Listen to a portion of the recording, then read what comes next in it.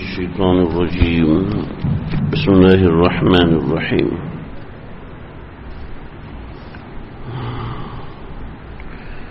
وأوحينا إلى موسى أن أسري بعبادي إنكم متبعون فأرسل فرعون في المدائن حاشرين. سورۃ الشعراء آیت نمبر 52 سے لے کے آگے تک کا مضمون ہے. اللہ رب العزت نے حضرت موسیٰ علیہ السلام کا واقعہ یہاں ابتدا سے ذکر فرمایا اور بات چلتے چلتے یہاں تک پہنچی تھی کہ جب فرعون مقابلے میں ہار گیا اور اس نے جادوگروں کو دھمکی دینا شروع کی کہ اگر تم لوگوں نے میری اتباع نہ کی تو میں تمہیں یہ سزا دوں گا.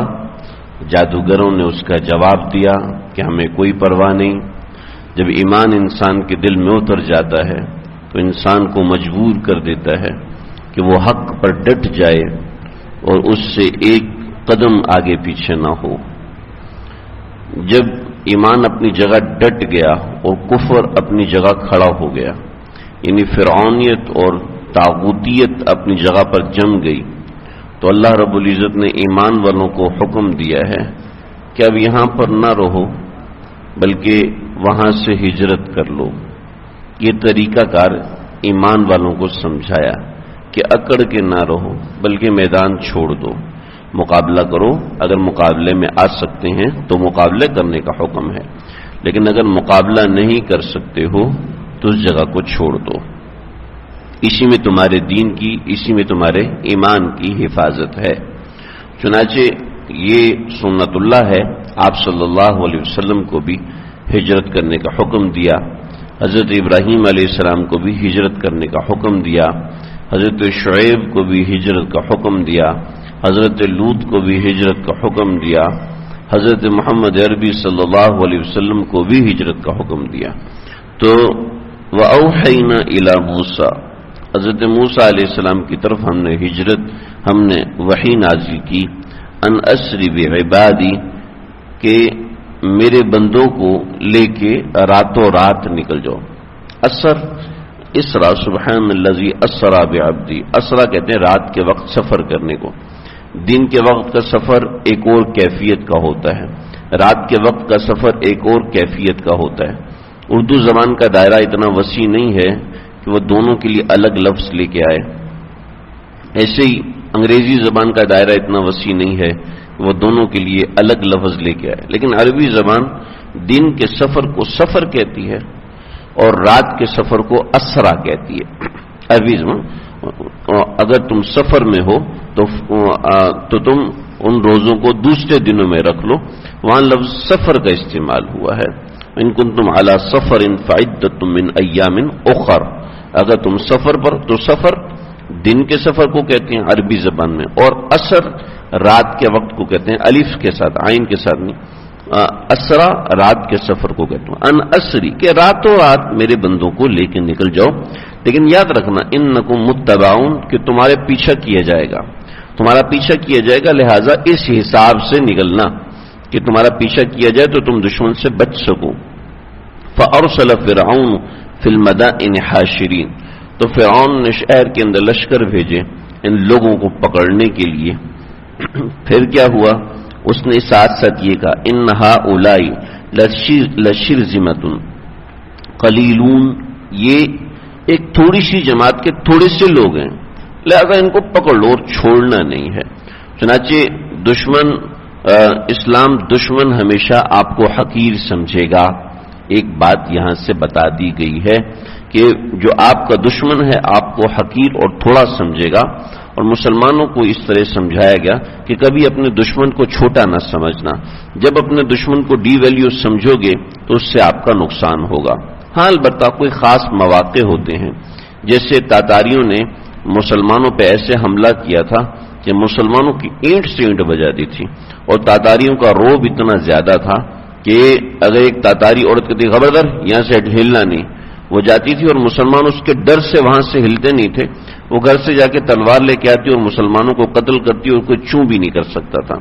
تو اس وقت جلال الدین التمش نے جو ٹرک استعمال کی وہ یہ استعمال کی، جیسے ہمارے ہاں سکھوں کے لطیفے بنائے جاتے ہیں بے وقوفی کے، حالانکہ کوئی بے وقوف قوم نہیں ہے، پٹھانوں کے لطیفے بنائے جاتے ہیں، حالانکہ کوئی پٹھان بے وقوف نہیں ہوتے، بلکہ پاکستان کا سب سے پڑھا لکھا انسان پٹھان ہے، ڈاکٹر عبدالقدیر خان رحمۃ اللہ علیہ ہو گئے، تو کوئی پٹھان ایسے نہیں ہوتے کہ ان کو بے وقوف کہا جائے، لیکن ایسے انہوں نے ایسے اپنے ادبا کو، شاعروں کو بلایا اور ان سے کبھی ایسے لطیفے بناؤ جس میں تاتاریوں کی بے وقوفی بیان کی گئی ہو، اور لوگ تاتاری کا نام سنتے ہیں کتنے بے وقوف لوگ ہیں، کتنی بے وقوف قوم ہے، تو اس طریقے تو بعض دفعہ ایسے ٹرک استعمال کی جاتی ہے، تو یہ ہر موقع پہ نہیں ہوتا، بعض مواقع پہ ہوتا ہے، عام مواقع پہ یہی ہے کہ اپنے دشمن کو کمزور نہ سمجھنا، یہ کفار کی ٹرک تھی کہ وہ اپنے دشمنوں کو کمزور سمجھتے تھے، انہا اولائی لشرذمۃ قلیلون، یہ چھوٹی سی جماعت کے تھوڑے سے لوگ ہیں، تمہیں کچھ نہیں کہہ سکتے لہذا پکڑ لو،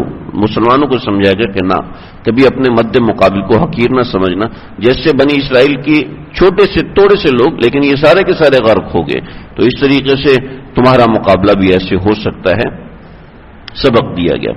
وَإِنَّهُمْ لَنَا لَغَائِظُونَ، اور یہ سارے ہمارے سرکش ہیں، وَإِنَّا لَجَمِيعٌ حَاضِرُونَ، اور ان سب نے ہمارے دل دکھائے ہوئے ہیں، تو یعنی ہوا یہ کہ انہوں نے دل کیسے دکھائے ہوئے ہیں، مسئلہ یہ کہ دل تو فرعونیوں نے دکھائے تھے کہ 1 لاکھ سے زیادہ بچوں کو ذبح کر دیا، اس طرح دل دکھایا ہوا تھا، ان کی عورتوں کو، بچوں سے وہ کام لیے تھے جیسے ہمارے ہاں ہر بندہ سویپر نہیں بن سکتا، بلکہ ایک خاص قوم ہے اسی سے سویپر کا کام لیا جاتا ہے، عام طور پر اکثر اوقات ایسا ہوتا ہے، تو ایک سویپر کی کوئی عزت نہیں ہوتی، ایسے ہی ہمارے معاشرے کے اندر جو کچرا اٹھانے والا ہے اس کی کوئی عزت نہیں ہوتی، مستری کی، مزدور کی پھر بھی کوئی عزت ہوتی ہے، لیکن یہ جو سڑکیں بناتے ہیں، اسی طریقے سے جو کچرا اٹھاتے ہیں، تو ان کے عام طور پہ عزت والا اسٹیٹس ایسا اسٹیٹس نہیں ہوتا جو بہت عزت دار اس کو سمجھا جائے، بھیک مانگنے والا ہے، موچی ہے،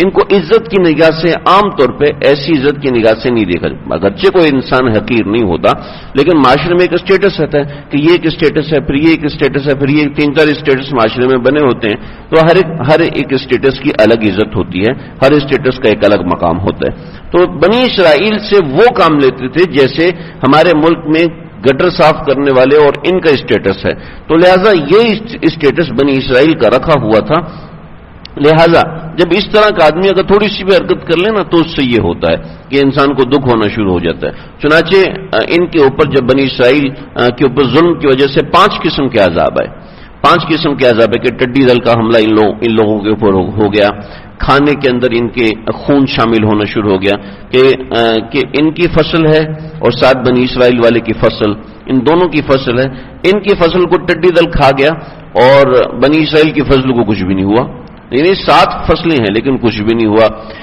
اس نے پانی نکالا ہے پینے کے لیے اور اسی پانی میں خون آ گیا اور وہی گلاس لے کے بنی اسرائیل والا پینے لگا تو وہ خون پانی میں تبدیل ہو گیا، اسی طریقے سے ان کا کھانا بالکل ٹھیک ٹھاک ہے، بنی اسرائیل والا کھانا کھا رہا ہے اور اس میں سے قبطی نے کھانا لیا تو اسی کھانے میں مینڈک پھدکنے شروع ہو گئے، یعنی ایسا ان کے ساتھ عذاب کا معاملہ ہوا، پھر بھی یہ لوگ ایمان نہیں لائے، پھر بھی ان لوگوں نے اسلام قبول نہیں کیا، تو اس حوالے سے بعض روایتوں کے مطابق ایسا ہوا کہ فرعون کا ایک بچہ بھی اسی بیماری اور اسی وبا میں مارا گیا کہ مینڈکوں کی کثرت ہوگی جس کی وجہ سے بیماری پھیل گئی اور بیماری کی وجہ سے فرعون کا ایک بیٹا بھی مارا گیا اور بعض روایت میں فرعون کی اولاد ہی نہیں تھی، بہرحال جو بھی ہے تو ایک بیٹا بھی مارا گیا، تو اس وجہ سے غالباً اس نے یہ کہا کہ ان لجمیع حاضرون، کہ ان سب نے نا ہمارے دلوں کو دکھایا ہوا ہے، چنانچہ یہ سارے بہانے ہوئے تو اللہ نے فرمایا فَأَخْرَجْنَاهُمْ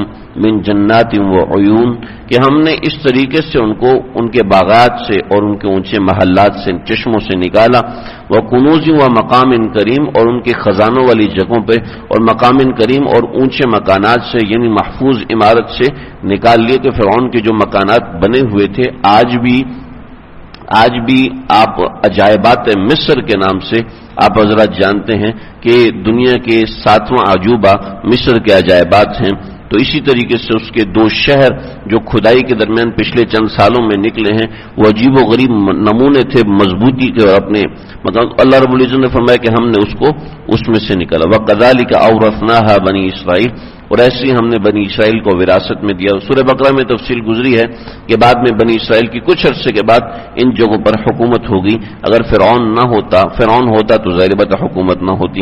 فَأَتْبَعُوهُمْ مُشْرِقِينَ، اور صبح کے وقت ان لوگوں نے بنی اسرائیل والوں کا پیچھا کیا. فَلَمَّا تَرَاءَ الْجَمْعَانِ، جب انہوں نے دونوں لشکروں کو دیکھا، یعنی آگے بنی اسرائیل جا رہے تھے اور پیچھے فرعون ہی آ رہے تھے، یعنی قبطی آ رہے تھے.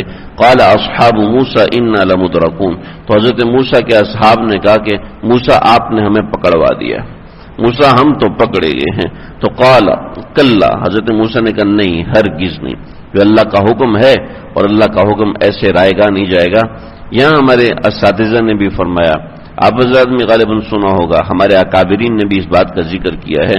حضرت موسیٰ نے جو جملہ بولا، ان معی ربی سیہدین، میرا پروردگار میرے ساتھ ہے. لیکن جہاں حضرت ابوبکر صدیق حضرت آپ صلی اللہ علیہ وسلم غار میں پھنس گئے اور دشمن اوپر کھڑا ہوا ہے اور ابو سفیان وہاں بیٹھا اور بیٹھ کر لنگی اوپر کی اور پیشاب کرنے لگا، اور اگر وہ تھوڑا سا جھک کے دیکھ لیتا تو آپ صلی اللہ علیہ وسلم کے پاؤں اور حضرت ابوبکر صدیق کے پاؤں نظر آ جاتے. تو اس وقت حضرت ابوبکر صدیق گھبرائے اور پریشان ہوئے. تو آپ صلی اللہ علیہ وسلم نے فرمایا ان اللہ معنا لا تحزن ان اللہ معنا، آپ نہ ڈریے، اللہ ہم دونوں کے ساتھ ہے. یہاں حضرت موسیٰ نے کہا ان معی ربی، میرا پروردگار میرے ساتھ ہے. وہاں پہ تھا ان اللہ معنا، اللہ ابوبکر صدیق تیرے ساتھ بھی ہے، اللہ ابوبکر صدیق میرے ساتھ بھی. سیہدین، وہ ضرور ہمارے لیے وہ ان قریب راستہ کھولیں گے. فاوحینا الی موسیٰ، پھر راستہ کیسے کھولا؟ فاوحینا الی موسیٰ، اور ہم نے موسیٰ پر وحی نازل کی، ان اضرب بعصاک البحر، کہ اپنے عصا سے بحر کو، سمندر کو ماریے، بحیرہ قلزم کو ماریے. فانفلق، پھر وہ سمندر پھٹا. فکان کل فرق کالطود العظیم، اور دونوں حصے، اس کے تمام حصے کالطود العظیم، ایک بڑے پہاڑ کی طرح جم کے کھڑے ہو گئے. وَأَزْلَفْنَا ثُمَّ الْآخَرِينَ، پھر ہم نے ان میں سے نکالا اور پھر ہم نے ان لوگوں کے لیے آنے کا راستہ بنایا. وَأَنْجَيْنَا مُوسَىٰ وَمَن مَّعَهُ أَجْمَعِينَ، اور ہم نے موسیٰ اور ان کے ساتھ جتنے بھی لوگ تھے ان سب کے سب کو نجات دی. ثم اغرقنا الآخرین، لیکن دوسروں کے لیے ہم نے جو راستہ بنایا تھا اس راستے کے ذریعے سے ہم نے ان کو غرق کیا. بہت سی روایات، بہت سی باتیں ہیں اس کے اندر، بہت سی اس میں اسرائیلی روایت ہیں کہ فرعون کا جو گھوڑا تھا وہ فرعون کا گھوڑا بہت طاقتور اور بڑا تیز ترار گھوڑا تھا، اور جو حضرت جبریل علیہ السلام نے دیکھا کہ فرعون تو یہاں پہ رک گیا ہے تو اب یہ آگے کیسے آئے گا، تو حضرت جبریل نمودار ہوئے گھوڑی کو لے کے جو بڑی خوبصورت تھی. یہ گھوڑا اس گھوڑی کو دیکھتے ہی عاشق ہوا، یہ بھاگا ہے، فرعون کو دیکھ کر اس کا لشکر بھی بھاگا، آرڈر کا انتظار نہیں کیا اور سارے کے سارے پانی میں آ گئے. اس طریقے سے اسرائیلی روایات بہت سی کتابوں میں لکھی ہوئی ہیں جن کی حقیقت کے بارے میں اللہ ہی بہتر جانتے ہیں. لیکن اللہ فرمایا وَأَزْلَفْنَا ثُمَّ الْآخَرِينَ، پھر ہم نے دوسروں کو بھی ملا دیا. کیسے ملایا اللہ ہی بہتر جانتے ہیں. ان فی ذلک لآیہ، اس میں نشانیاں ہیں. وما کان اکثرهم مؤمنین، اکثر لوگ اس پر ایمان نہیں لاتے. چنانچہ آج بھی بحیرہ قلزم کے بارے میں بہت سی روایات اور بہت سی جگہ مشہور ہیں کہ کس جگہ سے حضرت موسیٰ علیہ السلام گزرے ہوں گے. آج کل چند ایک ایسے محققین بھی گزرے ہیں جن کو لوگ محقق کہتے ہیں، اس لیے میں نے محقق کہہ دیا، کہ وہ کہتے ہیں جی بحیرہ قلزم کی چوڑائی اتنی زیادہ ہے کہ اس کو ایک دن میں پار کر لینا ممکن نہیں. یعنی ایسا نہیں ہو سکتا کہ ایک لشکر آیا اور پار کر گیا اور دوسرا اس کے پیچھے آیا وہ غرق ہو گیا، یہ رہ گیا. اس طریقے سے احتمالات قائم کیے ہیں. اور یہ بھی کہا کہ کالطود العظیم، یعنی ایک اتنا اونچا پہاڑ پانی کا کھڑا ہو گیا، یہ اصل میں کوئی معجزہ نہیں تھا، بلکہ پانی کے اس وقت سمندر میں ایک زلزلہ آ گیا تھا. زلزلے کی وجہ سے ادھر کا پانی کچھ دیر کے لیے ادھر ہوا، ادھر کا پانی کچھ دیر کے لیے ادھر ہوا. یہ ساری ایسی باتیں ہیں جو آج کل کے مستشرقین کو خوش کرنے کے لیے لکھی جا رہی ہیں، جن باتوں کو قرآن مجید معجزہ کہتا ہے اس کو مان لینا چاہیے۔ آج ایک بڑی جماعت مغربی قسم کے مفکرین کو خوش کرنے کے لیے ایسی باتیں کرتی ہیں۔ ہم لوگ تو چونکہ پاکستان میں رہتے ہیں، باہر کے لوگوں سے اتنا تعلق نہیں ہوتا، لیکن میرے چند ایک جاننے والے اور کچھ ایسے لوگ جنہوں نے اس نوعیت کے اشکالات کیے، اور میرے سامنے ایسے لوگوں کے جوابات بھی آئے کہ جنہوں نے ان معجزات کا صریح انکار کیا۔ چنانچہ ان فی ذلک لآیہ وما کان اکثرهم مؤمنین، کہ اکثر لوگ ایمان نہیں لاتے لیکن بہرحال یہ نشانیاں ہیں۔ ان ربک لہو العزیز الرحیم، آپ کا پروردگار غالب ہے، آپ کا پروردگار طاقت رکھتا ہے، قدرت رکھتا ہے، یہ سب کر سکتا ہے، اور رحیم، اور وہ رحم کرنے والا بھی ہے کہ کس پر کس طریقے سے رحم کر دے۔ اس میں بڑی تفصیلات ہیں، بہت تفصیلات ہیں، لیکن بس قرآن کی آیات کو سمجھنے کے لیے فی الحال اتنا کافی ہے۔ انشاءاللہ آئندہ بقیہ چیزیں ذکر کروں گا۔ اللہ سمجھنے کے عمل کرنے کی توفیق عطا فرمائے۔